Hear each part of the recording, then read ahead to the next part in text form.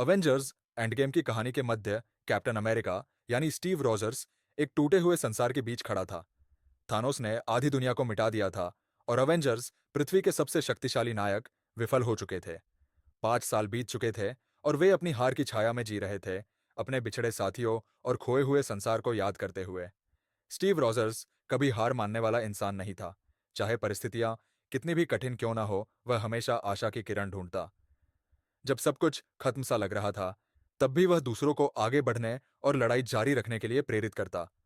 वह बचे हुए लोगों के लिए सहायता समूह चलाता था, लोगों को सहारा देता था।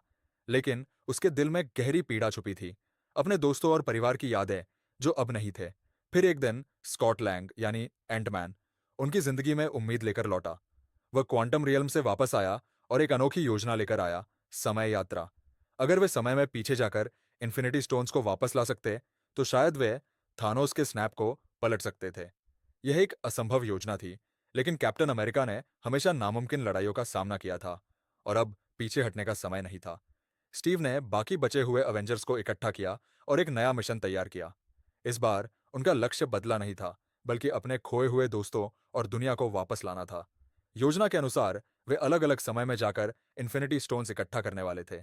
यह एक कठिन और खतरनाक काम था, लेकिन स्टीव जानता था कि उसकी टीम पर भरोसा किया जा सकता है।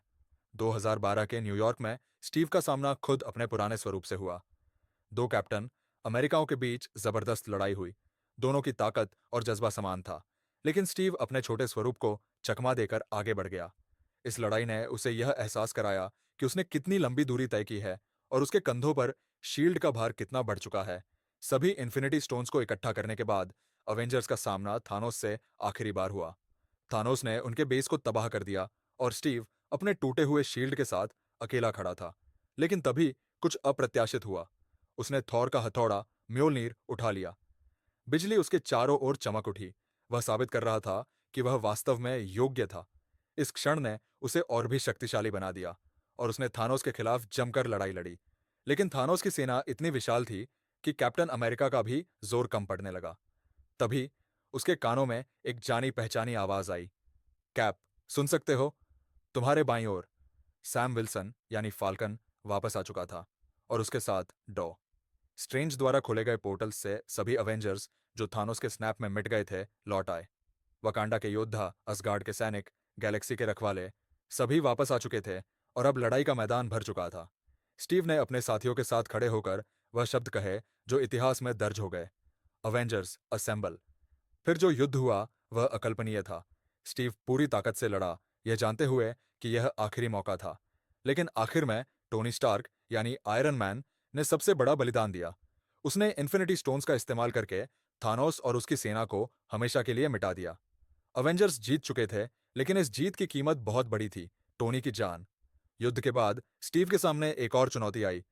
अब जब स्टोन्स उनके पास थे, तो उन्हें तो समय में वापस उनके स्थानों पर लौटाना था। लेकिन स्टीव जानता था कि यह सिर्फ एक मिशन नहीं था। उसने अपना जीवन लड़ाई में बिताया था और अब उसे खुद के लिए कुछ करना था।